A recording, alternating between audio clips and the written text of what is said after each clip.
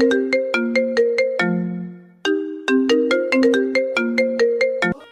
ছেলে প্রত্যেকদিন স্যার ম্যাডামদের সামনে ক্যাম্পাসে সিগারেট খাস কেন? বাবা মা ভদ্রতা শিখায়নি? ক্যাম্পাসে বসে সিগারেট খাচ্ছিলাম, তখনই একটা মেয়ে এসে বলল, চুপচাপ হয়ে সিগারেট খাইতে লাগলাম। কি হলো, তোকে আমি কিছু বললাম? চুপচাপ আমি। এইভাবে হবে না, তোর আব্বুর নাম্বার দে। ফোন নাম্বার বন্ধ। আম্মুর নাম্বার দে। 019331956। মেয়েটি ফোন দিল। আমার পকেটের ফোনটা বেজে উঠল। ফোনটা বাহির করে কেটে দিলাম। নিজের নাম্বার দিলি কেন? ফাজলামি করিস? এটাই আম্মুর নাম্বার। আব্বু আম্মু মারা যাওয়ার পর এটা আমার কাছে। মেয়েটা চুপ হয়ে গেল। কিছুক্ষণ দুজনের মধ্যে নিস্তব্ধতা চলল। নাম কি? রিয়াদ। শুধু রিয়াদ, আর কিছু নেই? আচ্ছা, কিন্তু যাদের দেওয়া ছিল তারা না থাকায় ব্যবহার করার প্রয়োজন মনে করি না। বাসায় কে কে আছে? কেউ নেই। মানে? একা থাকি, কেউ নেই আমার। থাকিস কোথায়? কলেজের পিছনে একটা বাসায় থাকি। পড়ালেখা কেমন করে চলে? ফ্রিল্যান্সিং করি, ওটা দিয়ে চলে যায়। কোন ইয়ারে পড়িস? সেকেন্ড ইয়ারে। মেয়েটা কিছুক্ষণ চুপচাপ দাঁড়িয়ে রইল। আপনার সব জানা হয়ে গেলে এখন আসি বলেই চলে আসতে লাগলাম। আমার পরিচয় জানতে চাইবি না? প্রয়োজন মনে করি না। কিন্তু আমার প্রয়োজন আছে। আমি রিমঝিম, অনার্স সেকেন্ড ইয়ারে পড়ি। আচ্ছা, এখন আসি। আচ্ছা যা। ওখান থেকে চলে আসলাম। মেয়েটাকে আমি চিনি, এমনকি কলেজের সবাই চেনে। কলেজের ক্রাশদের মধ্যে রিমঝিম আপু একজন। যেমন সুন্দর দেখতে তেমন রাগ। কলেজের কত ছেলে তার হাতের জন্য হাসপাতালে গেছে তার হিসেব নেই। রিমঝিম আপুর ভাই পুলিশ কমিশনার, তাই সবাই তাকে ভয় করে চলে। কলেজে যেদিন প্রথম তাকে দেখেছিলাম কেমন যেন ভালো লেগেছিল, কিন্তু সেটাকে আমি পাত্তা দেইনি, কারণ এসব মায়া জড়ানো আমার পক্ষে সম্ভব না। এসব ভাবতে ভাবতে বাসায় আসলাম, ফ্রেশ হয়ে রান্না করলাম, তারপর খেয়ে ঘুমিয়ে পড়লাম। কারণ খুব কম রাতেই আমি ঘুমাই, কাজের জন্য জেগে থাকা লাগে। সন্ধ্যায় ঘুম থেকে উঠে বাইরে গেলাম, 1 প্যাকেট সিগারেট কিনে নিয়ে আসলাম। সারা রাত জেগে কাটানোর জন্য বক্সে গান আর এই সিগারেট, এটাই আমার সাথী। এরপর 2 দিন কলেজে গেলাম না। এমনিতেই আমি অতটা কলেজে যাই না। যেদিন বাসায় বোরিং লাগে সেদিন কলেজে যাই। আমার তেমন কোনো ফ্রেন্ড নেই, একা থাকতে ভালো লাগে। অনেকে আমাকে নিজের বন্ধু ভাবলেও আমি ভাবি না, কারণ আমার সময় মনে হয় আমি আমার নিজেরই না, অন্য কারো কেমন করে হব। 1 সপ্তাহ পর রাস্তা দিয়ে হাঁটছিলাম, হঠাৎ কারো ডাক শুনতে পেলাম। পিছনে তাকিয়ে দেখি রিমঝিম আপু। এই শোন। জি বলেন। কলেজে আসিস না কেন? ভালো লাগে না কলেজে, আর কিসের জন্যই বা যাব। কেন, বন্ধু বান্ধবদের সাথে আড্ডা দিতে যাবি? আমার একা থাকাটাই পছন্দ, তাই বন্ধু বান্ধব পাতাই না। খুব অদ্ভুত কথা বলিস তো দেখছি। এমনি। কাল কলেজে আসবি? দেখি। দেখি না, আসবি। আর তোর নাম্বার আছে, না আসলে ফোন দিয়ে আনবো, দরকার হলে বাসা থেকে টেনে আনবো। আচ্ছা যাব, কিন্তু কেন যাব সেটা বলেন। এমনিতেই আসবি। আমি কারণ ছাড়া কারো কথা মানতে পারবো না, ওটা আমার অভ্যাস না। আপনি যদি কোনো কারণে ডাকেন তাহলে আমি যাব, কিন্তু অহেতুক বিনা কারণে ডাকলে আমি যেতে পারবো না। আসবি না মানে তোকে আসতেই হবে। আচ্ছা আমি যাব। এই তো ভালো ছেলের মতো কথা। আচ্ছা আমি এখন আসি। কই যাবি? আমি নামিয়ে দিচ্ছি, আয়। ধন্যবাদ বলার জন্য, কিন্তু আমি হেঁটেই চলে যেতে পারবো। আচ্ছা যা ইচ্ছে কর, কিন্তু কাল যেন কলেজে তোকে দেখি। আমি যখন বলেছি নিশ্চয়ই যাব। মনে থাকে যেন। কথাটা বলেই রিমঝিম আপু চলে গেল। আমিও বাসায় চলে আসলাম। রাতে খেয়ে ঘুমিয়ে পড়লাম, কারণ আজ কোনো কাজ নেই। এমনিতেও আমি কাল কলেজে যেতাম। বাসায় ভালো লাগছিল না। সকালে ঘুম থেকে উঠে ফ্রেশ হয়ে ব্যাগটা ঘাড়ি নিয়ে বেরিয়ে পড়লাম। কলেজের সামনে একটা চায়ের দোকানও, ওখানে গিয়ে চায়ের অর্ডার দিয়ে সিগারেট খেতে লাগলাম। চা খেয়ে কলেজের ভিতরে গেলাম, একটা ক্লাস করে বের হয়ে আসলাম। বাইরে আসতেই রিমঝিম আপু সামনে এসে দাঁড়ালো। আপনি? আয়। রিমঝিম আপুর পিছন পিছন যেতে লাগলাম। কি জানি আবার নিজের ভাইকে ডাক দিল নাকি, যদি আবার জেলে দিয়ে দেয় কলেজের আইন ভঙ্গ করার জন্য। এই যে আপু, কই যান? রিমঝিম আপু আমার দিকে একবার তাকিয়ে আবার হাঁটতে লাগলো। তারপর মাঠের এক কোণায় গিয়ে বসলো। আমি গিয়ে পাশে দাঁড়িয়ে রইলাম। কি হলো, বস। আমি একটু দূরত্ব বজায় রেখে বসলাম। এত দূরে গিয়ে বসলি কেন? কাছে এসে বস। না ঠিক আছে। আমার ঠিক নেই, কাছে এসে বস। তারপর একটু কাছে গিয়ে বসলাম। সকালে খেয়েছিস? খেয়েছি। দেখলাম তো কলেজের সামনে দোকানে, কি খেলি? আমার সকালে খাওয়া লাগে না, ওই 2টো জিনিস দিয়ে সকাল পার হয়ে যায়। তোর বাসায় রান্না করে কে? আমি করি। তুই রান্না করতে পারিস? হুম। যাক, ভালোই হলো। কেন বলুন তো? আমি তো রান্না করতে পারি না। তাতে ভালোর কি হলো? অত তোকে বুঝতে হবে না। তারপর দুজনে কিছুক্ষণ চুপচাপ রইলাম। আচ্ছা, তুই এমন এলোমেলো থাকিস কেন? এলোমেলো থাকাটাই ভালো লাগে। কার জন্য গুছিয়ে থাকবো? তোর কথার মধ্যে কোনো রসকস নেই। সকলের মন জোগানো কথা আমি বলতে পারি না, তাই হয়তো সবার আমার কথা ভালো লাগে না। আচ্ছা বাদ দে, চল। কোথায়? সকাল থেকে কিছু খাইনি, ক্ষুধা লাগছে, চল কিছু খেয়ে আসি। আপনি যান, আমি বাসায় যাব। আমি বাসায় নামিয়ে দিয়ে আসবো, এখন চল। না, আমার খিদে নেই। আর একটা কথা বললে তোর খবর আছে। তারপর রিমঝিম আপুর হাত ধরে টানতে টানতে ওর গাড়িতে নিয়ে গেল। গাড়ি চালিয়ে একটা বড় রেস্টুরেন্ট আসলো। দুজনে ভিতরে গেলাম। কি খাবি বল? আমি কিছু খাবো না। মেজাজ খারাপ করবি না বলে দিলাম। আমি কিছু না বলে চুপচাপ বসে রইলাম। রিমঝিম আপু নিজেই খাবারের অর্ডার দিল। কিছুক্ষণ পর খাবার চলে আসলো। আমি শুধু খাবার নাড়াচাড়া করতে লাগলাম, কারণ খাওয়ার কোনো ইচ্ছেই আমার নেই। সেটা হয়তো রিমঝিম আপুর চোখে পড়ছে। রিমঝিম আপু আমার দিকে রাগী লুক নিয়ে তাকালো। কি হলো, খাচ্ছিস না কেন? ইচ্ছে নেই। ইচ্ছে নেই কেন? জানি না। তারপর রিমঝিম আপু আমার কাছে এসে আমার মুখের সামনে খাবার ধরলো। নে, খেয়ে নে। করুণা করছেন? করুণার কি দেখলি? যা করছেন সবই তো করুণা। না হলে একদিনে চেনা জানাই আপনি আমাকে এখানে খাওয়াইতে নিয়ে আসতেন না। এটা করুণা ছাড়া কি? রিমঝিম আপু রাগ করে সব খাবারে পানি ঢেলে দিল। চল, খেতে হবে না তোকে। বিল দিয়ে আমার হাত ধরে টানতে টানতে বাইরে নিয়ে আসলো। বাসায় চলে যা। আমি কিছু না বলে ওখান থেকে হাঁটতে ধরলাম। কি মেরে বাবা, নিজেই ডাকলো আবার নিজেই তাড়িয়ে দিল। বড় লোক তো, তাই মনে হয় অন্যের জীবন নিয়ে চিন্তা করে না, শুধু নিজের মর্জিতে সবাইকে চালাতে চায়। কি জন্য যে কলেজে আসলাম মনে মনে ভাবলাম আমি। ভালো লাগছিল না, তাই আর বাসায় গেলাম না। 2টা সিগারেট কিনে নদীর পাড়ে গিয়ে বসলাম। সিগারেট ধরিয়ে গাছের নিচে বসে নদীর পানি চলাচল দেখতে লাগলাম। একটু পর ফোনটা বেজে উঠল। Unknown number. ফোনটা রিসিভ করলাম। ফোনটা রিসিভ করার পর ওপাশ থেকে একটা মেইলি কণ্ঠ শুনতে পেলাম। কথা শুনে বুঝতে পারলাম রিমঝিম আপু। কই আছিস? কে আপনি? কই আছিস সেটা বল, এসে দেখাচ্ছি আমি কে। নদীর ধারের গাছের নিচে বসে আছি। দাঁড়া, আমি আসছি, কোথাও যাবি না। প্রায় 10 মিনিট পর রিমঝিম আপু আসলো। এখানে কি করিস? বসে আছি। কেন বলুন তো? তোর হাতে ওটা কি? কই, কিছুই তো নয়। সত্যি বল, হাতে কি? সিগারেট। আপু সিগারেটটা নিয়ে ফেলে দিল আমার হাত থেকে। আজকের পর থেকেও যেন আমার সামনে সিগারেট খাওয়া না দেখি। কিছু না বলে চুপ করে রইলাম, বসে রইলাম। বাসায় যাবি না? বাসায় গিয়ে কি করব? বাসায় গিয়ে নাচবি, আর কি করবি? আমার বাসায় যেতে ইচ্ছে করছে না। আপু আমার পাশে বসে পড়লো, তারপর বলল, সরি তখন তোকে রাগ দেখানোর জন্য। এসব কথা বাদ দেন তো, অভ্যাস আছে, আমি কিছু মনে করিনি। আসলে তুই তখন ওই কথাটা বলার পর মেজাজটা খুব খারাপ হয়ে গিয়েছিল। ভুল তো কিছু বলেছিলাম না। রিমঝিম আপু আমার দিকে তাকালো। কি বলবি আবার বল, কিন্তু এই কথাটা যেন তোর মুখে আর কোনোদিনও না শুনি, বুঝলি? বুঝলাম। আপনি বাসায় যাবেন না? যাব, কিন্তু এটা বল, তুই আমাকে আপনি করে বলিস কেন? তাহলে কি বলবো? তুমি করে বলবি।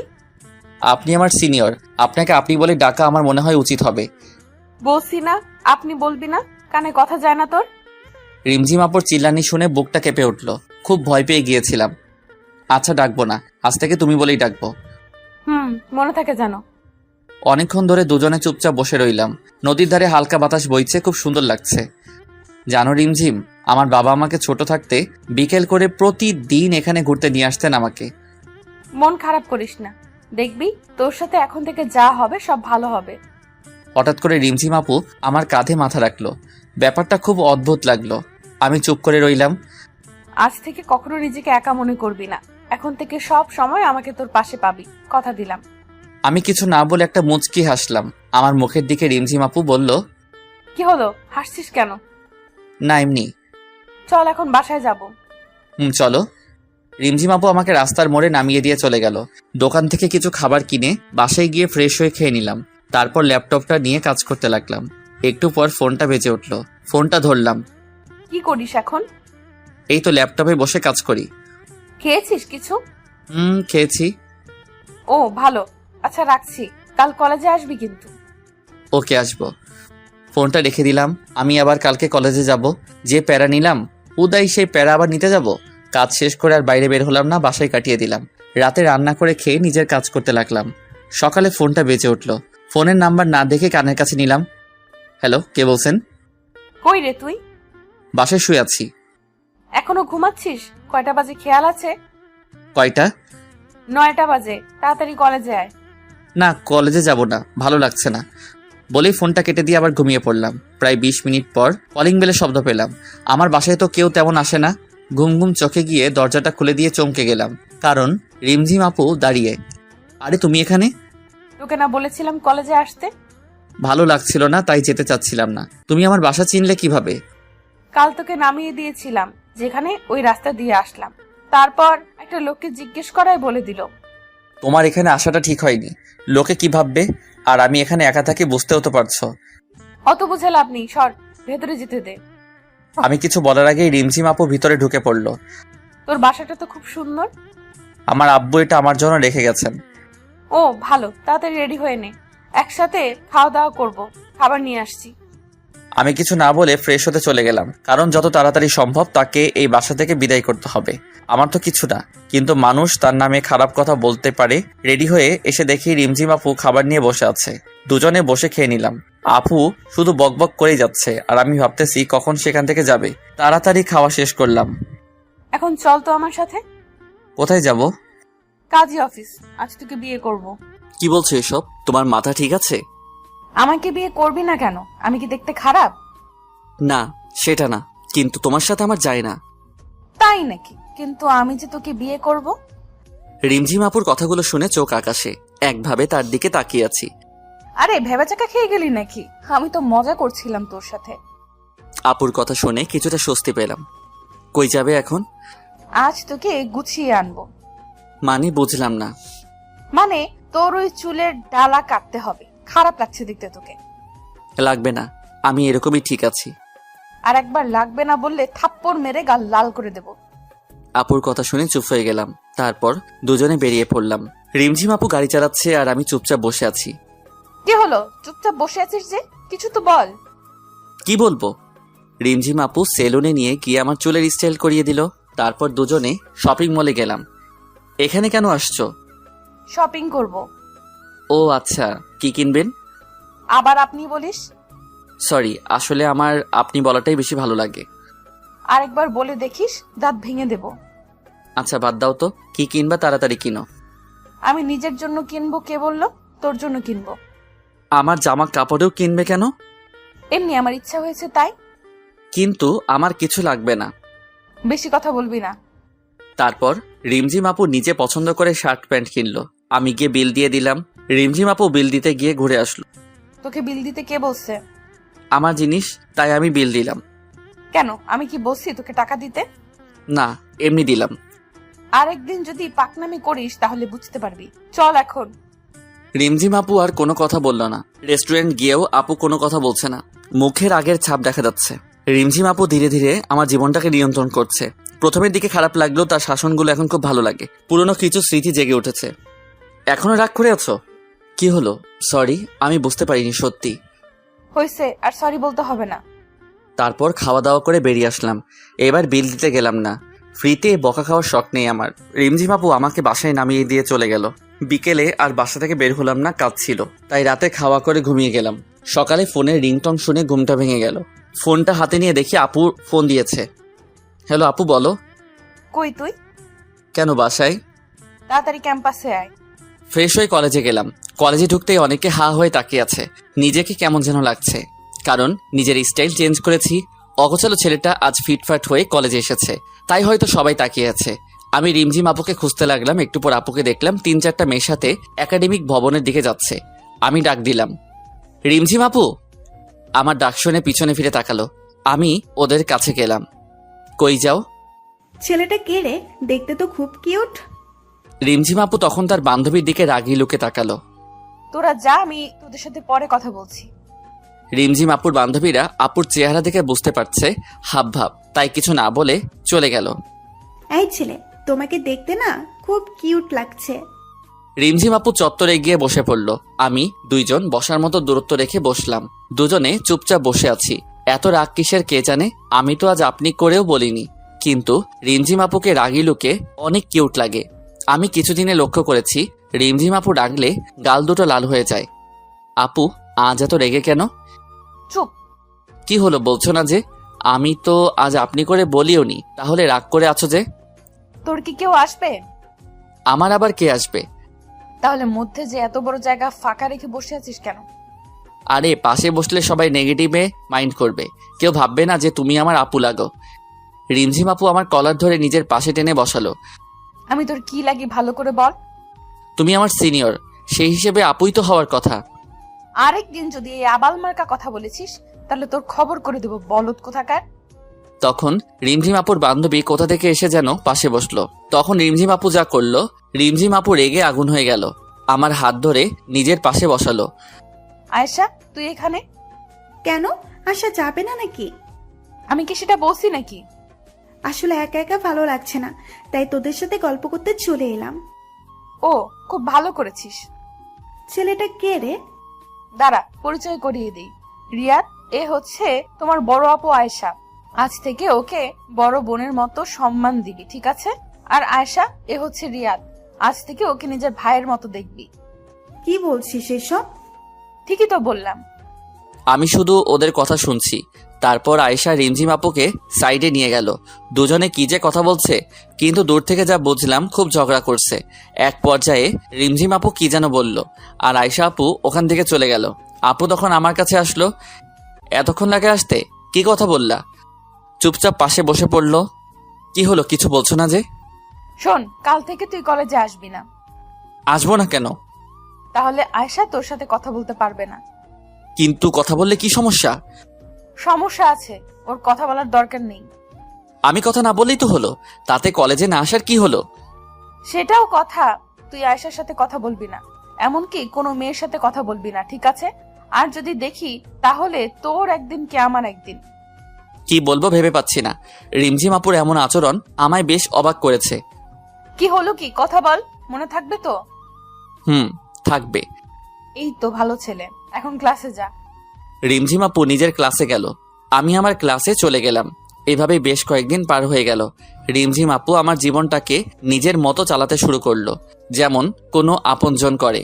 এসব করার অধিকার আমি রিমঝিম আপুকে অনেক আগেই নিজের মন থেকে দিয়ে দিছি। কারণ আমি মনে মনে রিমঝিম আপুকে অনেকটা ভালোবেসে ফেলেছি। নিজের এই মনটাকে অনেকবার বোঝাতে চেষ্টা করেছি তার সাথে আমার যায় না, কিন্তু মনটা মানেনি, ছুটে গেছে তার কাছে। আমি জানি আমি যেদিন রিমঝিম আপুকে আমার ভালোবাসার কথা বলবো সেদিন হয়তো সব শেষ হয়ে যাবে, আর আমি সেটা চাই না। তাই আমি তাকে নীরবে ভালোবেসে যাব, কখনো তার কাছে নিজের ভালোবাসার দাবি নিয়ে যাব না। হয়তো শেষে আমার ভালোবাসাটা এক কোণে পড়ে রয়ে যাবে। কথাগুলো ভাবতে ভাবতে মনটা খারাপ হয়ে গেল। কি রে, মন খারাপ করে এভাবে বসে আছিস কেন? কই না তো। মিথ্যা বলবি না। তেমন কিছু না আপু। আচ্ছা বাদ দে, আয় তোর সাথে একজনকে পরিচয় করিয়ে দিই। আমি রিমঝিম আপুর সাথে গেলাম। রিমঝিম আপু কাকে যেন ফোন দিয়ে ডাকলো। একটু পর একটা ছেলে বাইক নিয়ে আসলো। রিয়াদ, এ হলো রনি, আমার কাজিন। আর রনি, এ হলো রিয়াদ। হাই, কেমন আছেন? হ্যালো, তুমি তাহলে রিয়াদ? আপনি আমাকে চিনেন?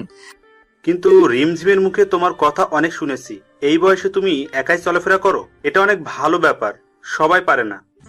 আমার আব্বু একটা কথা বলতেন, পাশে যখন কেউ থাকবে না তখন নিজে উঠে দাঁড়াতে হয়। উঠে দাঁড়ানোর সময় কাউকে পাশে পাবি না, তাই নিজে নিজে চলতে শিখতে হবে। আর আমি একাই চলতে শিখে গেছি, সামনের দিনগুলোতেও একাই হয়তো থাকতে শিখে যাব। কথাটা বলার পর রিমঝিম আপু আমার দিকে তাকালো। তারপর তিনজনে বসে অনেক কথা বললাম। রিমঝিম আপু রনির বাইকে করে বাসায় চলে গেল, আর আমি আমার বাসায় চলে আসলাম। রনি নাকি এখন থেকে আমাদের কলেজেই পড়বে। পরের দিন ঘুম থেকে উঠে ফ্রেশ হয়ে কলেজের দিকে বেরিয়ে পড়লাম। কলেজে ঢোকার আগে চায়ের দোকানে গেলাম, 1 কাপ চা অর্ডার দিলাম। চা আসতে আসতে একটা সিগারেট কিনে ধরালাম। এর মধ্যে রিমঝিম আপুর ফোন।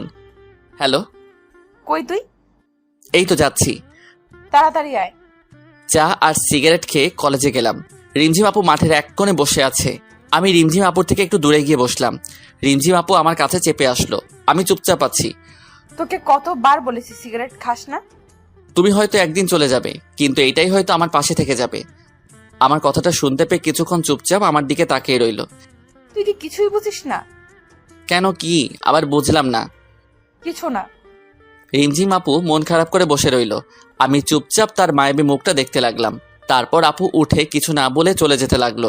আমি পিছন থেকে ডাক দিলাম কিন্তু শুনলো না, নিজের গাড়িতে গিয়ে বসলো। আমি গাড়ির সাইডে দাঁড়িয়ে রইলাম। কিছুক্ষণ পরে গাড়ির গ্লাস খুললো, চোখ দুটো লাল হয়ে আছে। উঠ, বাসায় নামিয়ে দেই। আমি উঠে বসলাম। রিমঝিম আপু আমাকে নামিয়ে দিয়ে চলে গেল। অন্যদিন আসার সময় হাজারটা কথা বলবে, কিন্তু আজ একটাও কথা বললো না। এরপর কাজের চাপে এক সপ্তাহ কলেজে যাওয়া হলো না। এক সপ্তাহ পর কলেজে গিয়ে দেখলাম রিমঝিম আপু আর রনি বসে আছে। দুজনে বসে আছে আর হেসে হেসে কথা বলছে। আজ রিমঝিম আপু কলেজে আসলো, তবুও একবার ফোন দিল না। খুব অবাক হলাম। এই কয়েকদিন অনেকবার দেখা করতে বলেছে, কিন্তু এই এক সপ্তাহে প্রায় সারাদিন ল্যাপটপ নিয়ে বসে থাকতে হয়েছে। অনেক বড় একটা ক্লায়েন্ট পাওয়ায় কাজ অনেক বেশি ছিল। আমি ভাবলাম হয়তো ভাবছে আমি কলেজে আসবো না, তবুও একটা ফোন তো দিতে পারতো। আমি ওদের না দেখার ভান করে ক্লাসে যেতে লাগলাম। তখন পিছন থেকে রিমঝিম আপু ডাক দিল। আমি ওদের কাছে গেলাম। কেমন আছিস? ভালো আপু, তুমি? ভালো, বস এখানে। ওদের থেকে একটু দূরত্ব বজায় রেখে বসলাম। ওরা দুজনে কথা বলছে, আমি চুপচাপ ফোন টিপতেছি। এর মাঝে রিমঝিম আপু আমার সাথে একটা কথা বলেনি। ব্যাপারটা খুব খারাপ লাগলো। অন্যদিন কলেজে না আসলে ডেকে এনে ঘন্টার পর ঘন্টা কথা বলতো, আর আজ পাশে বসে আছি তাও মুখ ফুটে একটা কথা বলছে না। এক সপ্তাহে এতটা বদল। তোমরা একটু কথা বলো, আমি স্যারের সাথে কথা বলে আসি। রিমঝিম আপু উঠে চলে গেল। জানো রিয়াদ, রিমঝিমের মতো মেয়ে পাওয়া ভাগ্যের ব্যাপার। মানে বুঝলাম না।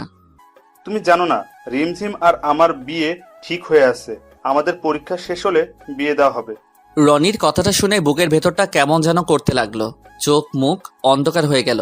জানতাম এমন কিছু হবে, কিন্তু এত তাড়াতাড়ি হবে তা বুঝতে পারিনি। খুব খারাপ লাগছিল। কি করব বুঝতে পারছি না। এক নিমিষে মনে হয় সব শেষ হয়ে গেল। মনে হয় রনির কথাগুলো কোনো স্বপ্ন। কি হলো রিয়াদ, তুমি ঠিক আছো তো? এমন অস্থির লাগছে কেন তোমাকে? কই, আমি তো ঠিক আছি। না, মনে হচ্ছে খুব অস্থির হয়ে আছো। আসলে বাসায় যেতে হবে তাড়াতাড়ি, তাই একটু তাড়াহুড়োয় আছি। ও আচ্ছা। আচ্ছা আমি চলে যাই। রিমঝিম আপু আসলে বলে দিয়েন আমি চলে গেছি। এখনই চলে যাবে? রিমঝিম আসুক। না, একটা বড় ক্লায়েন্ট নক দেওয়ার কথা আছে, আমাকে যেতেই হবে। আচ্ছা, তাহলে যাও। আমি ওখান থেকে বাসায় চলে আসলাম। বাসায় এসে আব্বু আম্মুর ছবিটা হাতে নিয়ে বসে পড়লাম। খুব মিস করছি তাদেরকে। আজ কেন তোমরা আমাকে এত তাড়াতাড়ি ছেড়ে চলে গেলে? আমার মতো অবাকা হয়তো খুব কমই আছে।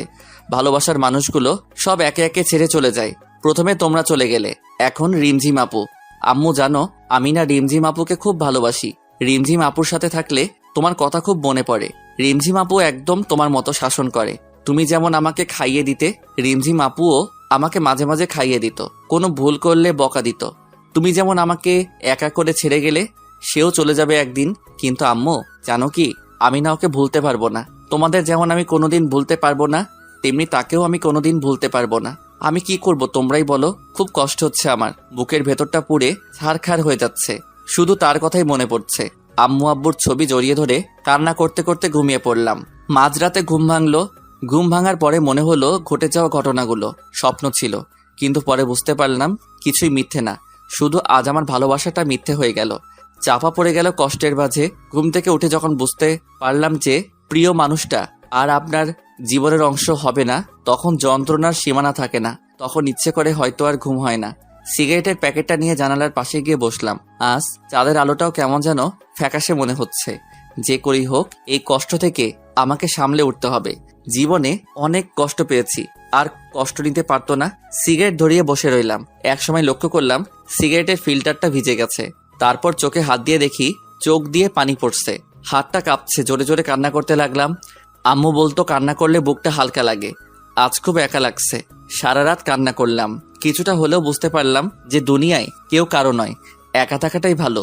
যত কারো প্রতি মায়া বাড়াবেন তত কষ্ট পেতে হবে। প্রায় এক সপ্তাহ লাগলো রিমঝিম আপুর মায়াটা কিছুটা কাটিয়ে উঠতে। তারপরেও তার সামনে গেলে নিজেকে আটকে রাখতে পারবো কিনা জানি না। তাই আর কলেজে যাব না ঠিক করলাম। এভাবে 10 দিন কেটে গেল। ফোনটাও অফ করে রেখে দিছি, যাতে কেউ ফোন দিতে পারে না। এখনো রাতে ঘুমাতে পারি না, তাই ঘুমের ওষুধ কিনে রাখছি। ঘুমের ওষুধ খেয়ে রাতটা পার হয়ে যায়। আর দিনের বেলা সিগারেট তো আছেই। এই 10 দিনে সিগারেট খাওয়াটা একটু বেড়ে গেছে।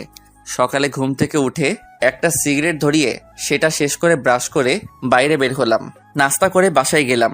গিয়ে কাজ করতে লাগলাম। এই 10 দিনে কাজ একদম করা হয়নি। নিজের 1 বছর চলার মতো যথেষ্ট টাকা আছে, আর আব্বু আম্মু চলে যাওয়ার আগে যা রেখে গেছে তাতে আমার সারা জীবন চলে যাবে। তারপরও ফ্রিল্যান্সিং করি। সিগারেট খেতে খেতে কাজ করতে লাগলাম। একটু পর দরজার বেল কে যেন বাজালো। দরজা খুলে দিতেই সামনে দেখে রিমঝিম আপু দাঁড়িয়ে হাত উঠালো মারার জন্য। তারপর কি যেন ভেবে হাতটা নামিয়ে নিল। চোখের নিচে কালো দাগ পড়ে গেছে। কেমন আছিস? ভালো আপু, তুমি? ভালো। কেমন শুকিয়ে গেছিস? খাওয়া দাওয়া করিস কি না? আসলে কাজের চাপে খাওয়ার কথা মনেই থাকে না। ও, আমি তো ভাবছিলাম। কি ভাবছিলা? কিছু না, ভেতরে আসতে বলবি না? হ্যাঁ আসো। রিমঝিম আপু ভিতরে এসে চারদিকে তাকালো। এটা বাসা নাকি সিগারেটের দোকান, যেখানে সেখানে সিগারেটের প্যাকেট আর এত গন্ধ কেন? আসলে অনেক দিন ধরে পরিষ্কার করা হয়নি তো। ও, আজকে এগুলো সাফ করব, চল। কি বলছো আপু? তোমার হবু বর দেখলে আমাকে মেরে ফেলবে। হবু বর মানে? রনি ভাই আমাকে সব বলেছেন যে তোমাদের বিয়ে ঠিক হয়ে আছে। তুই কথাটা শুনে খুব খুশি হয়েছিস না? অবশ্যই, কাজের চাপে তোমাকে শুভেচ্ছা জানানো তো কথা মনেই নেই। এখন বলছি অনেক অনেক শুভেচ্ছা।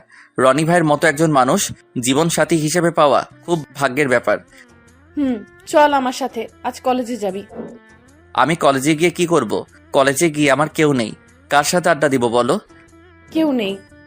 আমার জানা মতে তো কেউ নেই। তুমি যাও। রনি ভাই হয়তো তোমার জন্য অপেক্ষা করে আছে কলেজে। দেরি করে গেলে হয়তো অভিমান করতে পারে।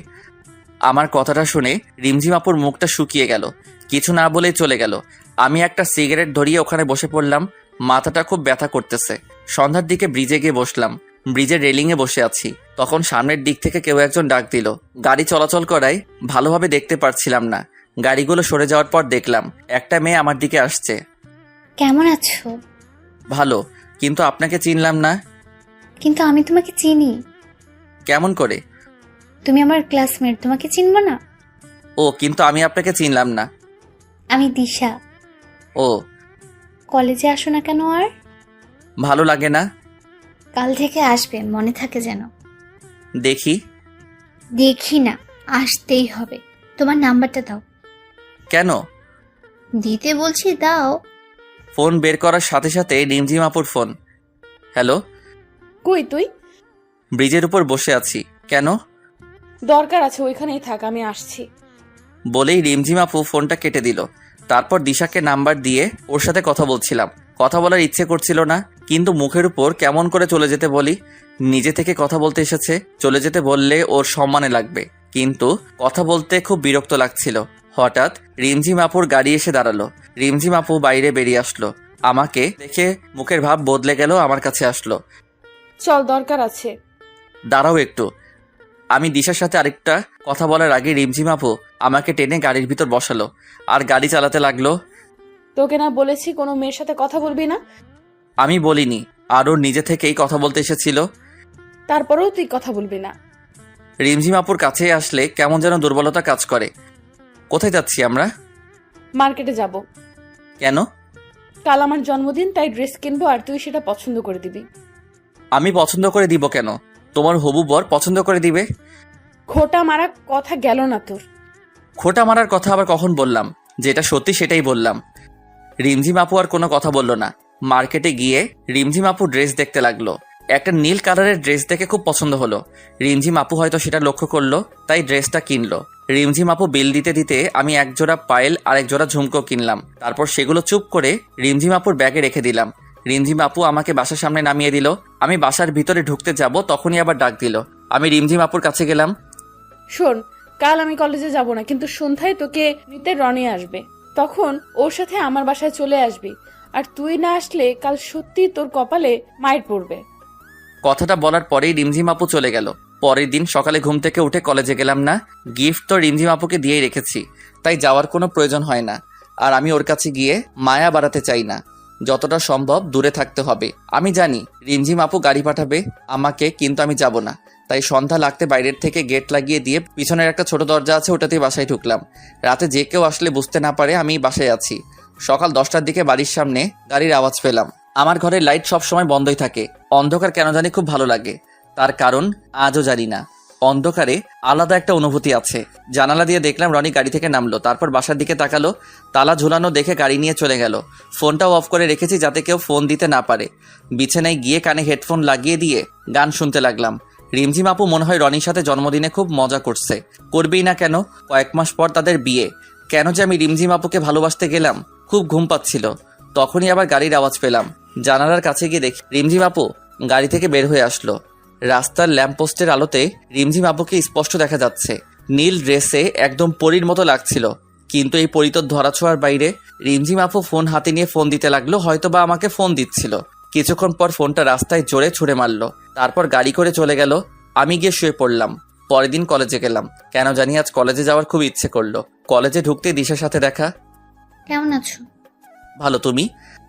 ভালো। কাল কলেজে আসতে বললাম আর আজ আসছো? আসলে কাল একটু কাজ ছিল, তাই আসতে পারিনি। ও, তা ফোনটা অফ কেন? চার্জ ছিল না, আর চার্জে দেওয়ার কথা মনে ছিল না। দিশার সাথে কথা বলতে বলতে রিমঝিম আপুর গাড়ি চলে আসলো। আমি দিশার সাথে কথা বলে মাঠের এক কোণায় গিয়ে ফোন টিপতে লাগলাম। হঠাৎ কারো ছায়া আমার উপর পড়লো। তাকিয়ে দেখলাম রিমঝিম আপু। আমি উঠে দাঁড়ালাম। আপু, তুমি কখন আসলে? কাল কই ছিলি? ল্যাপটপটা সার্ভিসিং করতে গিয়েছিলাম। আসতে আসতে দেরি হয়ে যায়। মিথ্যা কথা বলবি না। তুই কি মনে করিস আমি তোকে জানালার কাছে দেখিনি? চুপ। তুই আমার সাথে এমনটা করলি? কত আশা নিয়ে বসেছিলাম আমি তোর জন্য। আজ থেকে তুই আমার সাথে কথা বলবি না। সেটাই হয়তো ঠিক হবে। আপনার সাথে কথা বললে হয়তো আপনার হবু বর খারাপ মনে করতে পারে, আর আপনাদের সম্পর্কের মধ্যে তিক্ততা আসতে পারে। তাই আমার মতো একটা বখাটে খারাপ ছেলের সাথে না মেশাই ভালো। রিমঝিম আপু কিছু বলছে না। রিমঝিম আপুর চোখের দিকে তাকিয়ে দেখলাম চোখ দিয়ে পানি বয়ে পড়ছে। কারণটা এখনো অজানা। রিমঝিম আপু আর কিছু না বলে চলে গেল। আমি আর ওখানে না থেকে বাসায় চলে আসলাম। আবার আগের মতো হয়ে গেলাম। সেই কলেজে গিয়ে আগের মতো সিগারেট খাওয়া, কারো পরোয়া না করা, একা চলা, কোনো মায়ায় না জড়ানো। 3 দিন পর মাঠের কোনায় বসে নোট করছিলাম, সাথে একটা সিগারেট খাচ্ছিলাম। তখন দেখলাম রিমঝিম আপুর গাড়ি এসে মাঠের মাঝখানে দাঁড়ালো। রিমঝিম আপু গাড়ি থেকে বেরিয়ে আসলো। হয়তো আমাকে দেখতে পারিনি। আমি নিজের মতো নোট করতে লাগলাম। কিছুক্ষণ পর সামনের দিকে তাকিয়ে দেখি রিমঝিম আপু আমার দিকে তাকিয়ে আছে। চোখ মুখ শুকিয়ে গেছে, চোখের নিচে কালো দাগ।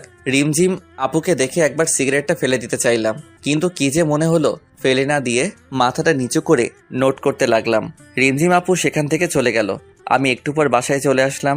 এরপর প্রতিদিন কলেজে গেলাম রিমঝিম আপুকে একটু আড়াল থেকে দেখার জন্য। প্রতিদিন নিজের মনকে বলি কাল আর যাব না, কিন্তু পরের দিন ঠিকই কলেজে চলে যাই। রিমঝিম আপু কলেজে আসে, চুপচাপ মন মরা হয়ে বসে থাকে। রনিকে দেখি তার সাথে বসে থাকতে। প্রতিদিন কলেজে গেলে দিশা মেয়েটা কথা বলতে আসবে। রিমঝিম আপু মাঝে মাঝে আমার সাথে ওকে কথা বলতে দেখে তাকিয়ে থাকে। হয়তো মেয়েটাকে আমার সাথে কথা বলতে নিষেধ করতে চাই। আমি খারাপ হয়তো, সেই জন্য আমিও যতটা সম্ভব দিশার থেকে দূরে থাকি। এভাবে 20 দিন কেটে গেল। আজ 5 দিন হলো আর কলেজে যাই না। আজ কলেজে যেতে কেন জানি খুব মন চাইলো। ব্যাগটা নিয়ে কলেজে গেলাম। কলেজে গিয়ে চোখ দুটো কাকে জানি খুঁজছিল, কিন্তু তাকে খুঁজে পাচ্ছিল না। কলেজের চত্বরে বসেছিলাম। একটু পর একটা পুলিশের গাড়ি এসে দাঁড়ালো। গাড়ি থেকে একজন পুলিশ অফিসার নেমে এসে চারদিকে দেখতে লাগলো। তারপর আমাকে দেখে আমার দিকে আসতে লাগলো। বুকের ভেতরটা কেমন যেন করছিল। মনে হচ্ছিল দৌড় দিয়ে পালিয়ে যাই, কিন্তু আমি তো কোনো দোষ করিনি, তাই চুপচাপ বসে রইলাম। পুলিশ অফিসারটি আমার কাছে আসলো। তোমার নাম রিয়াদ? জি স্যার। তোমাকে আমার সাথে যেতে হবে, চলো। কিন্তু কেন? আর আপনি কে? আমি রিমঝিমের ভাইয়া। ও, কিন্তু কেন যাব? গেলেই বুঝতে পারবে। কিন্তু কোথায়? আমাদের বাসায়। আচ্ছা চলুন। রিমঝিম আপুকে দেখার খুব ইচ্ছে করছিল, আর মনে মনে খুব ভয় হচ্ছিল। রিমঝিম আপু কি এমন করলো যে রিমঝিম আপুর ভাই আমাকে তাদের বাসায় নিয়ে যাচ্ছে? কিছুক্ষণ পর রিমঝিম আপুদের বাসায় গিয়ে পৌঁছালাম। বাসার ভিতরে গেলাম। রিমঝিম আপুর ভাইয়া আমাকে বসতে বলে কোথায় যেন গেলেন। আমি সোফায় বসে রইলাম। কিছুক্ষণ পর 2 জন মহিলা আসলেন।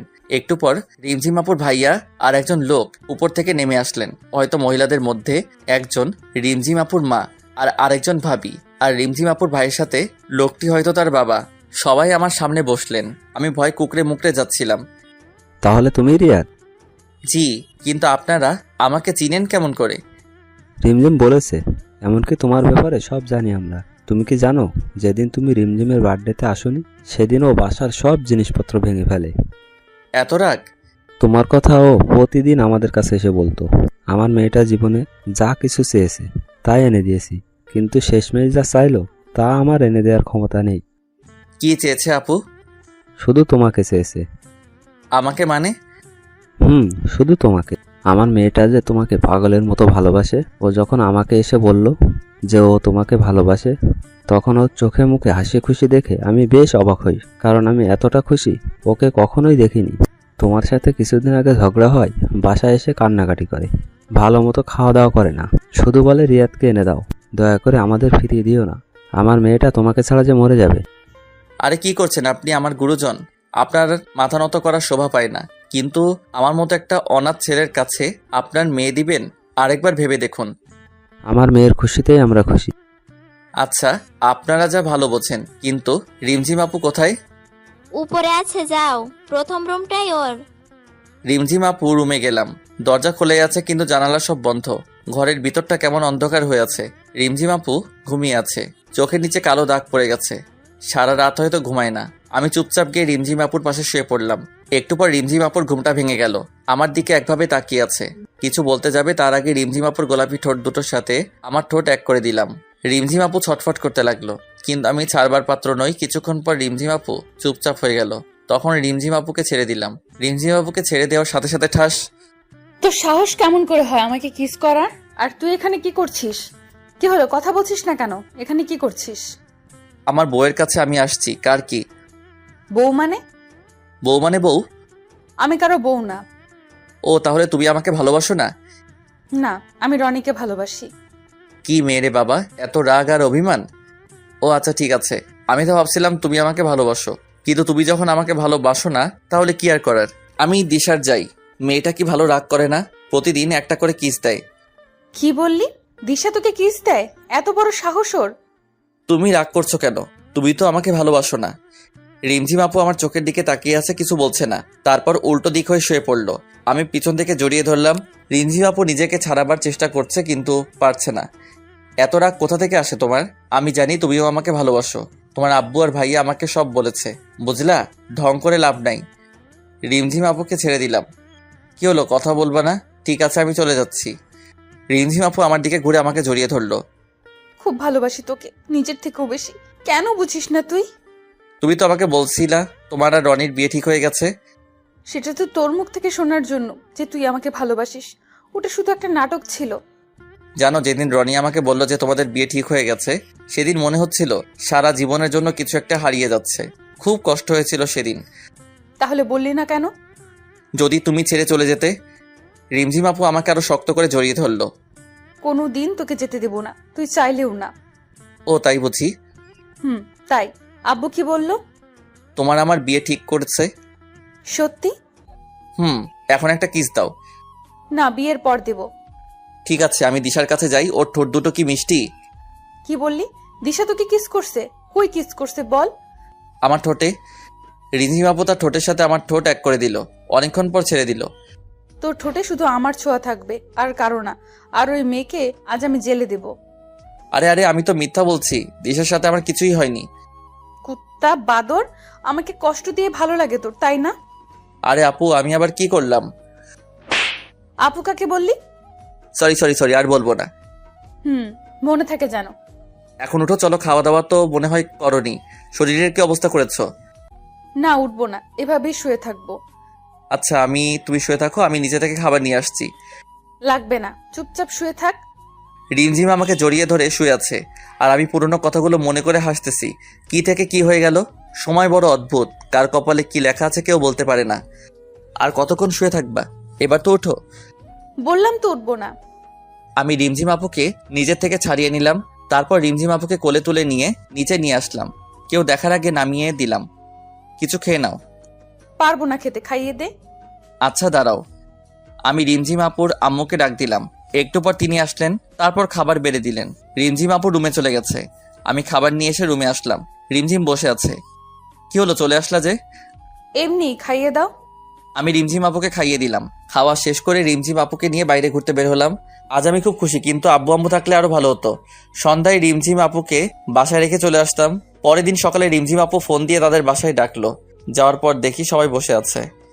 রিয়াদ, রিমঝিম চাইছে তোমাদের বিয়েটা কালকেই হোক। কিন্তু আঙ্কেল এত তাড়াতাড়ি, আর আমি তো এখনো পড়ালেখা করি। সেটা আমি ওকে বললাম, আগে তুমি পাস করো, একটা চাকরি করো, কিন্তু ও কিছুতেই মানতে চাচ্ছে না। আঙ্কেল, এটা নয় যে রিমঝিম আপুকে বিয়ে করার পর আমি তাকে ভালোভাবে রাখতে পারবো না। আমার আব্বু আম্মু যা রেখে গেছে তাতে আমি সারা জীবন বসে খেলেও শেষ হবে না, কিন্তু আমি এখন বিয়ে করতে চাচ্ছি না। তখন রিমঝিম আপু সাইডে রাখা ফুলদানিটা ছুঁড়ে মারলো দেওয়ালে।